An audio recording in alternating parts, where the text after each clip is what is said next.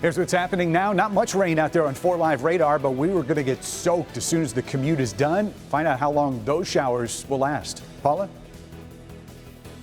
Hey, Ben, we take you into the changing world of bionic prosthetics as two locals go in search of a new hand and a new foot. And what they find in terms of options, Karen, is incredible. Thank you, Paula. Also, a mysterious fatal fire in Detroit. A witness is telling a disturbing story that has investigators looking into arson. Live from downtown Detroit, Local 4 News First at 4 starts now. Good afternoon. I'm Karen Drew. First at 4, we are keeping an eye on the skies and tracking rain showers. You know, any rain can definitely slow down rush hour traffic. So let's get right to Ben Bailey in terms of what we can expect in the next hour. That's right, Karen. There is some rain out there on 4 Live radar. We've got a little bit of a swath here from the southern end of Livingston County down through about the west side of Adrian. Most of us are on the dry side now, but you can see this next push of water starting to sort of arc up through Lake Erie and heading towards the east side. A lot of that's not going to reach us until we get towards the end of the commute, but further off to the south, there were some lightning strikes showing up here and still are, but that's all south of the state line right now. Do expect that most of what we will see will be in the form of rain, but it is going to pick up in intensity as we get to the evening hours tonight. Temperatures remaining in the 60s through midnight. Will stay above average tonight, not so much for daytime highs tomorrow. We'll look at that in your full forecast coming up in a few minutes. Karen? All right, thank you, Ben. Also, first at 4, investigators believe arson could be the cause of a deadly fire at a Detroit group home. 2 people were killed last night in the fire on Lakewood near Freud Street in Detroit. One witness told investigators someone threw something into that home before the fire started. 5 to 7 people were inside that house at the time. A 59-year-old woman and a 60-year-old man died, and another woman was taken to the hospital, but should be okay. A neighbor shot this video of that fire and says people were trying to escape the house. It was bad. It was bad. Yeah, people jumping out of the windows and whatnot, trying to get out. They had to. They had no choice. Either live or die. Investigators are calling this a suspicious fire, but the cause is still unknown. We have a stranger danger alert coming out of Hamtramck this afternoon. That's where police tell us a student was walking to school this morning on Brombach between Belmont and Trowbridge when they say they were approached by a man in a red 4-door sedan with tinted windows. He rolled down the window and repeatedly demanded the student get into his vehicle. He reportedly offered the child candy. When the student would not, the man took off. If you know anything regarding this incident, please contact police. Detroiters can now conveniently pay their water bill at kiosks in and around the city. The Detroit Water and Sewage Department has joined DTE Energy and the Wayne County Treasurer's Office, allowing kiosk payments. Customers can make payments on their accounts at 37 kiosks at 28 locations, including 24-hour sites. The option to use kiosks is the first step in DWSD's new Skip the Line initiative, intending to reduce customer wait time by using technology. Well, there is new information today and new questions about the suicide bomber who attacked fans at an Ariana Grande concert in England.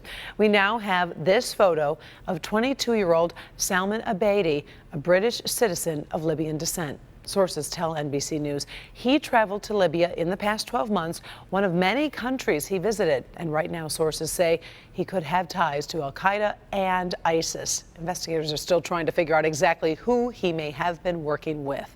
Meantime, NBC is reporting that Libyan authorities have arrested Abedi's father and brother, saying his brother was plotting an attack in Tripoli.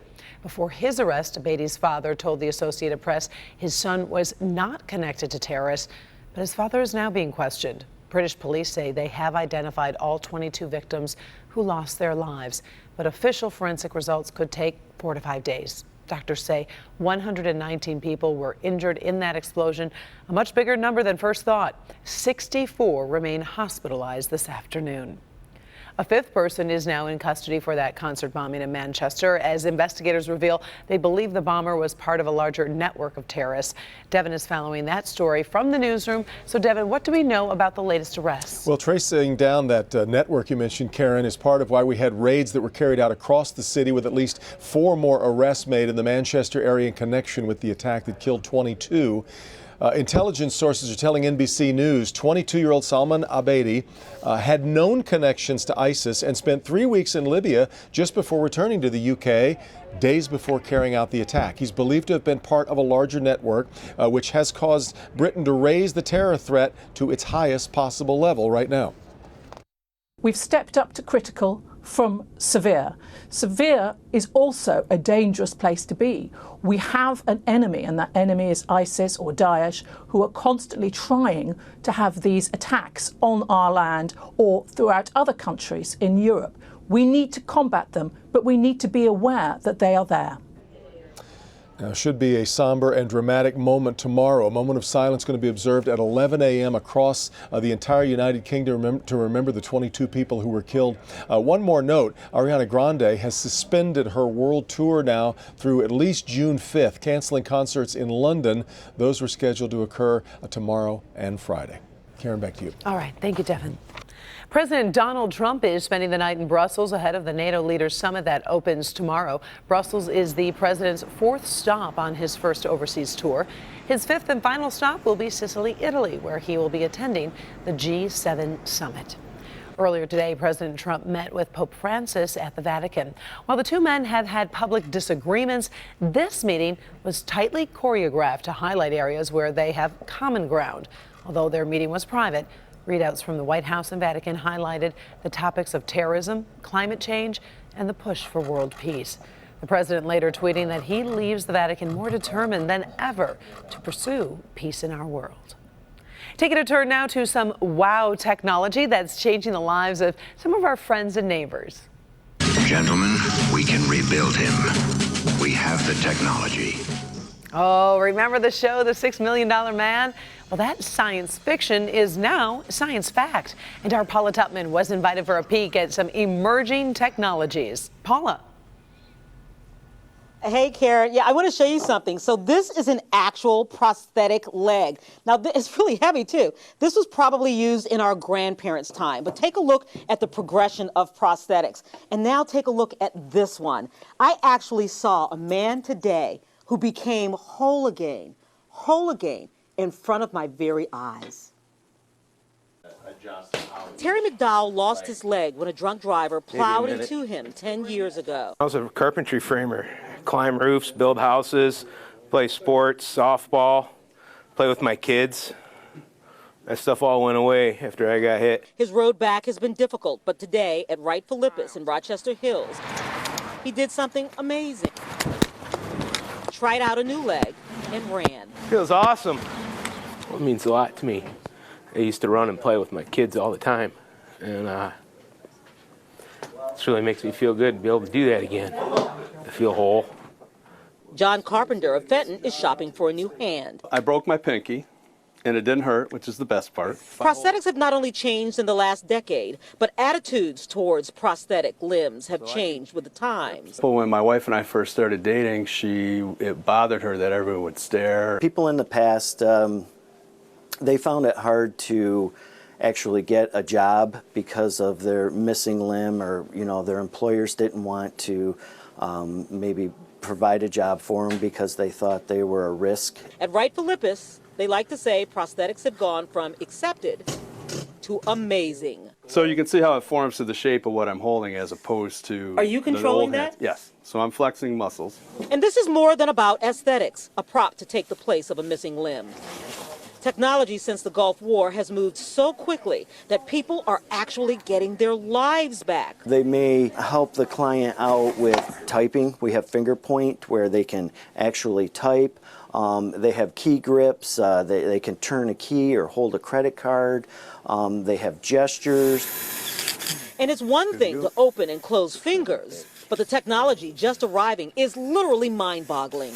With sensors that communicate with brain implants the size of a grain of rice. Sensation that's being built in the hands where they can actually feel and know. They close their eyes and they touch an egg, they know they're touching an egg. I see the old Willowwood stuff from the past carved out of tree trunks, and now they got carbon fiber and microprocessors, and the leg I got to plug in every other night and charge. We're only a little bit away from the Jetsons stuff.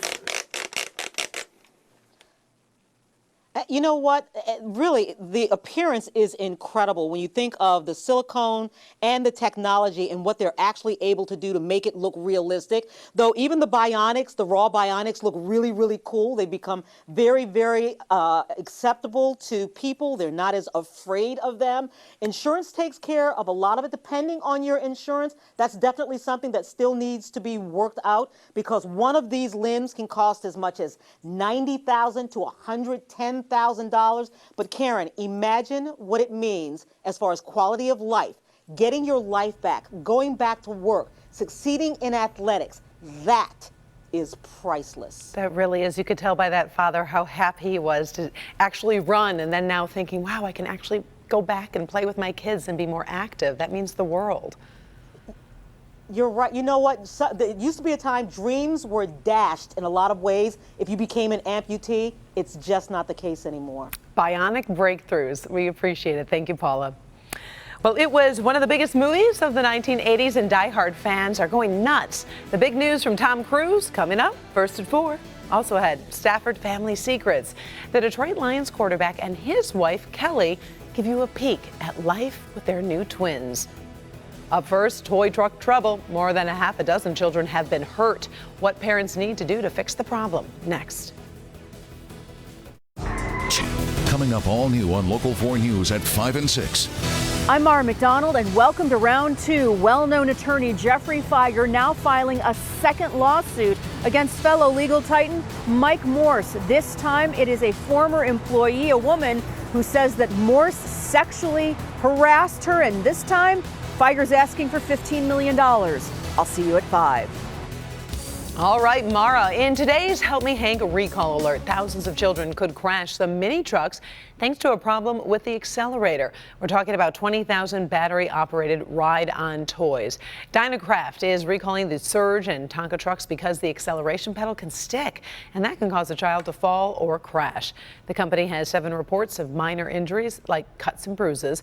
Parents should contact Dynacraft to receive a new accelerator pedal with installation instructions. First at 4, we're also on top of stories making headlines across America today. We start with this video out of California, and that is where a tanker truck exploded in the city of Atwater, that's south of Modesto. The accident happened next to a gas station, shooting a wall of thick black smoke into the air.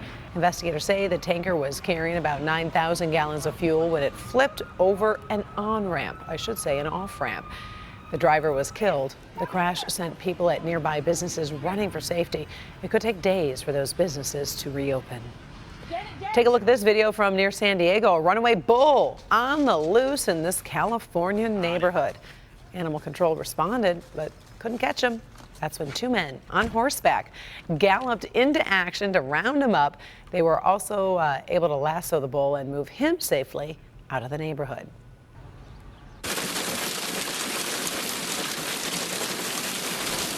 That, my friends, is the sound of hail pounding parts of southeastern Texas Tuesday. Storms also ripped through the Lone Star State overnight, flipping this tractor trailer and closing some highways. About 30,000 people lost power. And the storms coming through this evening are not going to be that serious, but they definitely are going to put some delays. If you're waiting for somebody to get home from work, we could be running into some trouble. Yeah, and we don't need any more rain. I mean, no, I think we're pretty well set. We've got green grass, we've got everything's budding. I mean, we're good, but we are going to have to deal with more rain. And you can see just off to our south, there is plenty of it. Even though most of us are dry right now, there is going to be another push of rain that's going to start moving in here, probably towards the tail end of the commute. So we should be able to at least get started on a dry foot getting out of work tonight. But those showers are going to start to work back in here, probably closer to 6, 7 o'clock as we head into the evening hours. Temperature-wise, not too bad, a little bit below average. We're in the mid-60s with the clouds around, still at 70 out here in Flint, but most of us are in the 60s as we speak. It's kind of a gloomy look out over the landscape here for the Detroit riverfront. A lot of clouds out there. The pressure is low at 2954. Temperatures, as we mentioned, in the mid-60s. and we are going to be seeing those showers return very soon. As we head even before the sun goes down tonight. So as all that wet weather starts rotating through, it's still going to be with us tomorrow morning. So plan on a wet commute in the morning on Thursday. Should start seeing those showers taper off though before we get into the afternoon commute on Thursday. And then we're in for a little bit of a dry stretch from Friday through Saturday. There's just a slight chance overnight Friday we could get a sprinkle, but daytime hours are looking dry. And again, ditto for Saturday. It does look like those showers coming back Sunday and Monday into the 3-day weekend. So if you've got plans, you may want to try to move them to the front of the weekend rather than waiting till Sunday and Monday. Want to look at rainfall totals. This is for tonight through Thursday. Some of these are pretty impressive.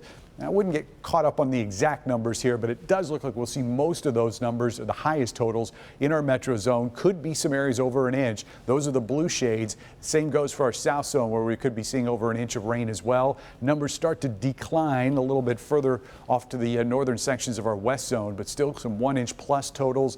And in our north zone, at least north of M59, this is where we'll probably see some of our lowest numbers. Just about 1/2 to 3/4 of an inch across most of the zone, but you get down here in some of the northern suburbs to Detroit, and that's where we could be seeing an inch plus. Temperatures down to 58 tonight. We'll call it periods of rain, but some of the heaviest stuff's coming overnight. And then tomorrow, high temperatures very similar to what we've got out there right now in the mid-60s. And again, most of that rain's going to be in the first 2/3 of the day. 4 o'clock, still a couple showers around, but generally tapering those off. And here comes the holiday weekend. Saturday will be dry. That's also going to be our warmest of the 3-day stretch, and then temperatures cool. Chances of rain Sunday and Monday. It does look like most of those days are going to be dry, so if you do have outdoor plans, they're not going to be washouts. Just want to sort of take an umbrella with you as you go for Sunday and Monday. Karen? All right, thank you, Ben. Well, our top trending stories are coming up next, including big news from Tom Cruise and a surprising secret about Detroit Lions quarterback Matthew Stafford. Up first, American Girl blinks in a battle with some of its most devoted fans, and some of you might score a new doll for free. But before we go to break, my exclusive. Here is a look at the emotional story I'm working on for tonight at 11. It's been nearly 6 months since Danielle Stislicki disappeared.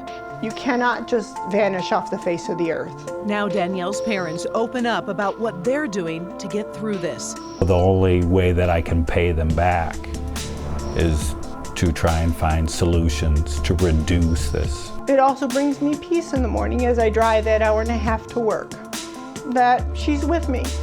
The Stislickis, the search for answers and justice continues. Our candid conversation tonight at 11.